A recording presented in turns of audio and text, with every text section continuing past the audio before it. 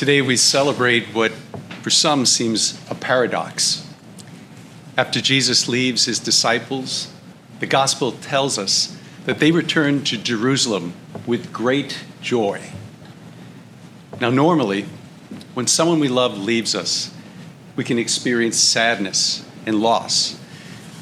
But the Ascension is different. It's different because it's not about Jesus becoming absent. It's about his presence taking on a new form. You see, if Jesus had remained on earth in his physical body, he would still be limited by time and space, present in one village, one home at a time.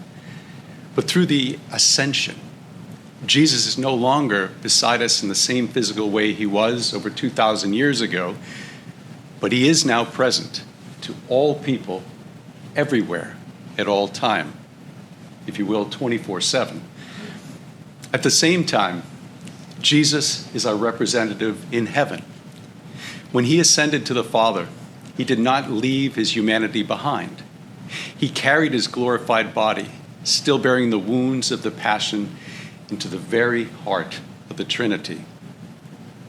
This means that even now, right at this moment, at the right hand of the Father, there is a human heart who understands our own. For Jesus knows what it is like to experience joy, exhaustion, betrayal, suffering, and sorrow here on this earth. And by his death and resurrection and ascension, Jesus opened the gates of heaven for us, and he has gone before us to prepare the way and the place. Even in the darkest moments of life, the Ascension serves to remind us that suffering and death do not have the final word. Heaven is our true home, and Christ has already reached the destination that we hope to go to. In the Acts of the Apostles, the angel asked the disciples a very important question. Why are you standing there looking up at the sky? You know, that question is meant for us too.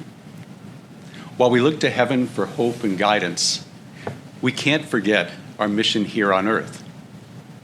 Before ascending, Jesus instructed his disciples to wait for the Holy Spirit so that they could become his witnesses. The same mission belongs to each of us. Jesus didn't ask us simply to wait for the end of time. Instead, he calls us to be his hands and feet and voices in this world, to bring his compassion, his healing and love into our families and workplaces and communities. The Ascension also gives us courage.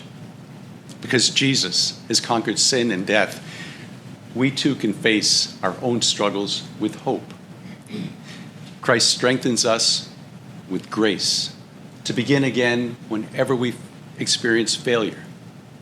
He gives us the grace to persevere in holiness whenever we fall, and to continue to choose doing the good and the right in all circumstances. My brothers and sisters, as we prepare to receive the Eucharist today, let us ask for two graces.